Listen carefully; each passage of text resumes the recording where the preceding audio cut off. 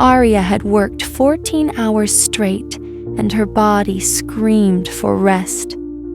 The hospital corridors had smelled of antiseptic and sweat, the fluorescent lights burning her eyes until she could barely focus on the charts in front of her. She wanted nothing more than to collapse in bed.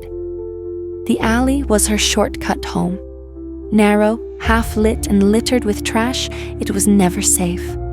But after a double shift, exhaustion always won over fear. Tonight, the shortcut nearly stopped her heart. At first, she thought it was just garbage tossed against the brick wall. Dark clothes, a slouched figure. Then it moved. Her feet froze. A man was collapsed against the wall, his shirt soaked with blood, his breathing ragged, his hand pressed weakly against his side, blood seeping through his fingers. God, she muttered, her instincts taking over before her brain could catch up. She rushed forward, crouching beside him. Sir? Can you hear me? His head turned slowly, and even through the haze of blood loss, his eyes locked on hers with startling sharpness. They were dark, deep-set, and filled with something dangerous. Don't, his voice was hoarse, raw. Don't call anyone. You need a hospital, Arya said firmly, already pressing her hands against the wound. Her training had kicked in, the bleeding had to be controlled, or he wouldn't survive the night. No hospitals, he hissed, his fingers suddenly snapping around her wrist with startling strength. His grip was like iron, his eyes blazing even as his body trembled. Do you understand? Nowhere public. Arya's pulse thundered in her ears. This wasn't just some random mugging victim. There was something about the way he said it, something in his eyes. But she couldn't walk away. Fine, she said, forcing her voice steady. Then I'll take you home. For a second, his gaze searched hers like he didn't believe her. Then his grip loosened, and he slumped back against the wall, surrendering himself to her. Dragging him into a taxi was madness. The driver gave her a suspicious look when she climbed in with a half-conscious, bleeding man, but she shoved a wad of crumpled bills into his hand before he could ask questions. At her apartment, she struggled to get him inside, his weight nearly buckling her knees. She half-dragged, half-carried him to the couch, panting by the time she got him down. Her tiny apartment smelled of blood in minutes. She ripped open her medical kit, cutting away his shirt with trembling hands. The wound was bad, deep, slashed across his ribs. Another gash marked his shoulder. Bruises already darkened his chest. Whoever he was, he had been in a fight that could have killed him. You're insane, she muttered under her breath as she threaded a needle with shaking hands. But she worked quickly, stitching his side closed, cleaning and bandaging the wounds. His skin was fever-hot under her touch. She kept glancing at his face, sharp jawline, high cheekbones, lips pressed into a grim line. He was too composed for someone bleeding out. Hours passed before she finally sat back, exhausted, wiping her hands on a towel. You should rest, she said softly, not expecting him to hear. His eyes opened. The sudden intensity of his gaze startled her. For a moment, she thought he might say thank you, or at least something human. Instead, his lips curved into the faintest smirk. You're not afraid, he murmured. His voice was low but steady now, stronger than before. Arya swallowed hard, realizing how close she was to him, her knees nearly touching his thigh. She stood quickly, putting distance between them. I should be. You nearly bled out in an alley, and you won't even let me call a hospital. That smirk deepened, though his eyes never softened. You did it anyway. You saved me." She turned away, busying herself with cleaning supplies, anything to avoid those eyes. "I'm a nurse. It's my job," but his gaze followed her, heavy and unyielding. For the next 4 days, her apartment was no longer hers. It belonged to the stranger on her couch. He barely spoke, but when he did, it was always sharp, commanding. He refused to answer her questions. No name, no explanation, nothing about how he'd been injured. But he watched her constantly. His eyes followed every movement, every time she bent close to change his bandages, every time she left the room. She started to feel like prey under the gaze of a predator who was too weak to move, but planning, waiting. By the 4th night, she couldn't take it anymore. She tried to ask again, her voice trembling despite her best efforts. "What's your name?" He looked at her for a long time, as if considering whether she deserved the truth. Then he smiled, not kindly, but with something that made her stomach twist. "You'll know soon enough," he said. And the next morning, he was gone. No note, no goodbye. Only the faint scent of smoke lingering in her apartment, and the unsettling feeling. After he disappeared from her apartment, life slowly returned to its routine. Hospital shifts, late night walks, quiet evenings she had almost forgotten to enjoy. But the shadow of that night in the alley never fully left her. Then subtle signs began to haunt her. At first, it was small things, a shadow she glimpsed on the street, the faint scent of smoke lingering when she entered her apartment, street lights flickering as if he were there. She dismissed it as paranoia until she started noticing patterns. A year passed. Every so often, she would catch a glimpse of a black figure in the distance. Every week, she'd find a small, inexplicable sign that someone had been inside her apartment. Her nerves frayed, but she convinced herself it was coincidence. And then, one rainy evening, it became undeniable. She was walking home after an exhausting night shift when he stepped from the shadows, as sudden and precise as if he had been waiting for her every day. "You thought a year would be enough to forget me?" His voice was calm, low, and heavy with purpose. Her heart froze. Who are you?" she whispered, backing away. Fear surged through her like electricity. A slow, dangerous smile curved his lips. "My name is Damien Vare. I'm the one your city whispers about, the one people fear. And I've been watching you every day since the alley she froze." The weight of the truth hit her. He was dangerous, he was powerful, and he had been obsessed with her for a full year. What do you want from me?" she asked, voice shaking. He stepped closer. "You, Aria. You've been in my mind every second since you saved me. You think you were just helping a wounded man? Number.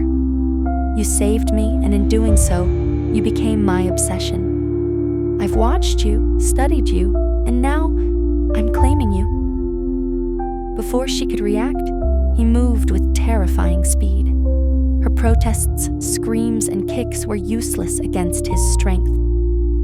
He blindfolded her, and within minutes she was whisked away in a sleek black car. The city passed in a blur. Her pulse thundered in her ears. When the blindfold came off, she realized the truth. She was in a massive mansion, impossibly fortified, every corner alive with cameras and security. "This is your home?" she asked, disbelief and terror mixing in her voice. "Yes," Damien said, his tone casual, yet every word dripped with ownership. "And now, Aria, you are in my world. You belong to me." The next days were suffocating. Damien didn't need to tie her up cruelly. His presence alone was a cage, suffocating and inescapable. "You think you can resist me?" he asked one night, pacing in front of her. "Do you understand what a year of watching someone does to a man? You've been in my blood, my bones, my thoughts. I can't stop. You saved me, and now you're mine, whether you like it or not."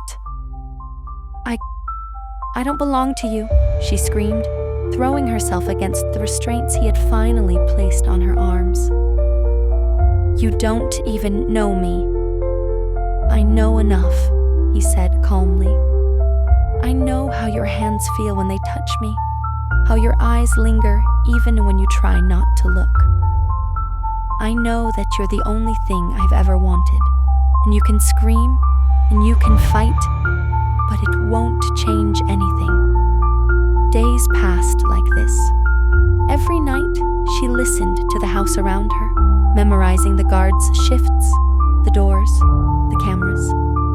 Every day, she watched him carefully, noting his patterns, the moments he left her alone, the way he never tied her up fully. She was trapped, but not hopeless. Finally, one night, the opportunity came. Damien had stepped out, giving orders to unseen subordinates. Her fingers worked quickly to loosen the restraints, her movements silent, precise. Every step brought her closer to the front door and freedom. She burst into the night, rain soaking her hair and clothes, heart hammering. She ran without looking back, the streets swallowing her like a shadow. Somewhere behind her, Damien's presence lingered, invisible but undeniable.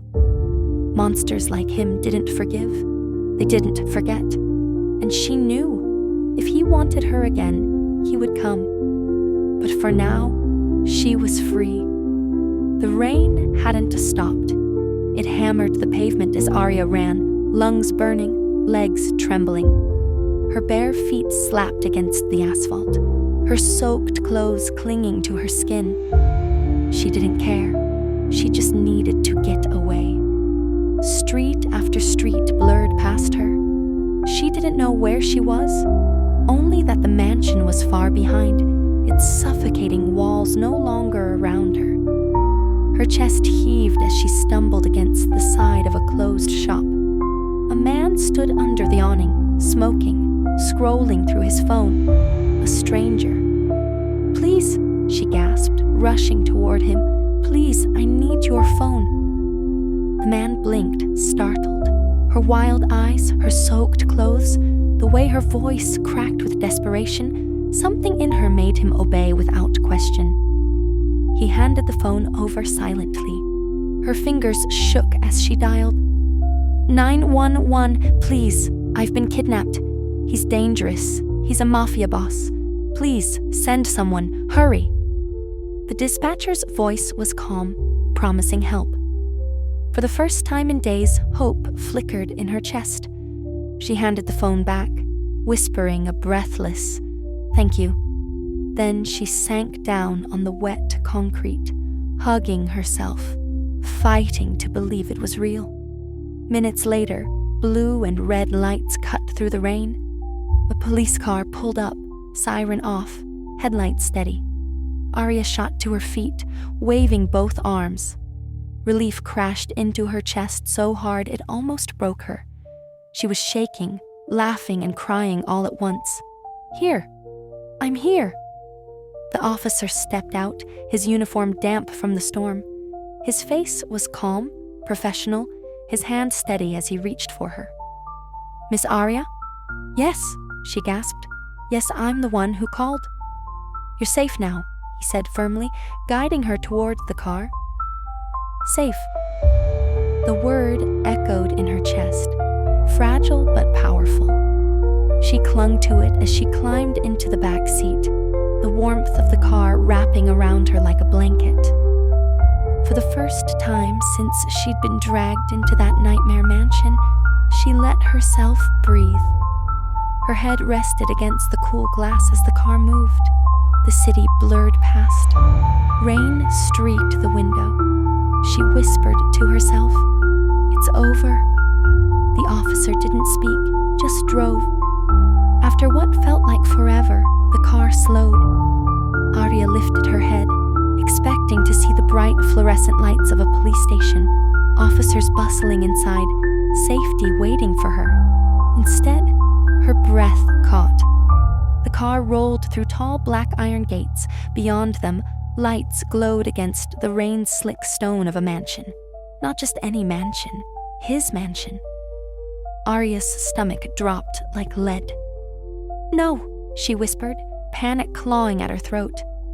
No, this can't." The officer parked, turned off the engine, and finally looked at her. His face was blank, emotionless.